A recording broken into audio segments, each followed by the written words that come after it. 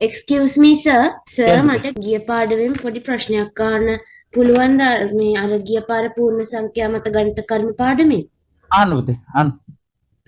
Sir කිව්වනේ ඒකේ අර මුලින්ම අපි ගාන හදද්දී මුල් තැන ඔව්. දෙන්න ඕන වරහනට කියලා ඊට ඔව්. පස්සේ ಗುಣ කිරීම හෝ බෙදීමට කියලා ඔව්.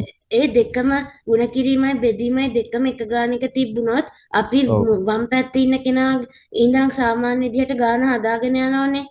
ඔව්. ඒ වුණාට සර් අපේ ඉස්කෝලෙන් කිව්වනේ අර හා. බොඩ්මස් න්‍යාය කියලා එකක්.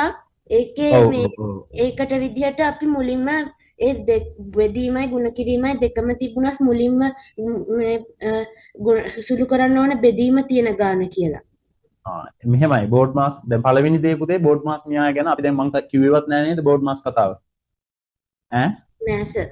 බෝඩ් මාස් කතාව තියෙන වලට 9 ශ්‍රේණියට හරිද 6 sorry 9 ශ්‍රේණියට හරිද එතකොට 9 ශ්‍රේණිය ඉන්න 9 ශ්‍රේණියේ ඔයාලට මම ප්‍රසන්ටේෂන් එක පෙන්නන්නම් මගේ එතන ඔයාලට පේනවද මෙතන මේ පළවෙනියට තියෙනවා වරහන් කියලා ඊළඟට තියෙනවා න් සහිත ප්‍රකාශන න් සහිත ප්‍රකාශන තාම ඔයාලා දන්නේ නැහැ ඉන්ද එක ගැන හිතන්න එපා මොකද ඒක 9ට උගන්නන්න තියෙන්නේ ඊට පස්සේ තියෙනවා බෙදීම හෝ ගුණ කිරීම කියලා දැක්කද තුන්වෙනි පියවර විදිහට ඔව් සර්.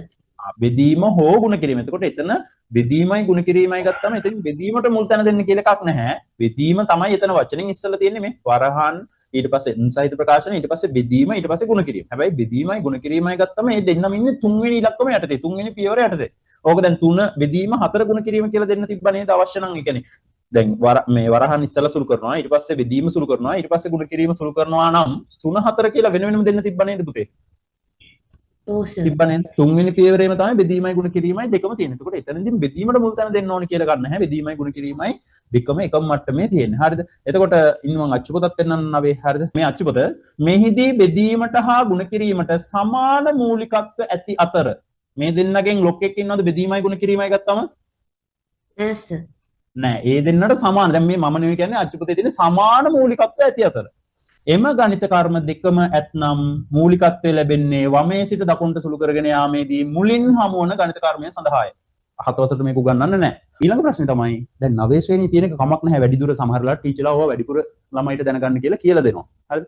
ඉතින් අච්චුපොතේ තියෙනවා නම් පියවර මේකයි කියලා ටීචර් අච්චුපොත දැන් 9 ශ්‍රේණියට ටීචර් උගන්වනවා ඇතිනේ.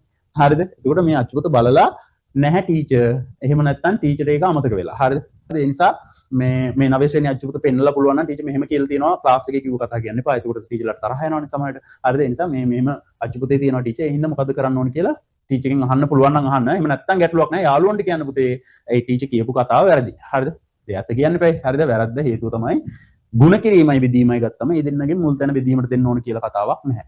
වමේ ඉඳලා දකුණට යනකොට හම්බ වෙන්නේ කවුද? එයා සුළු කරනවා. හරිද? ඒ නිසා පටල ගන්න එපා. දැන් මේ ඔහොම වුණා ඇත්තටම ළමයිට ප්‍රශ්න එනවා. හරිද? ඇයි ඉස්කෝලේ එකක් කියනවා ක්ලාස් එකේ තව එකක් කියනවා. ගානක් හදන ක්‍රම කිහිපයක් තියෙන්න පුළුවන්.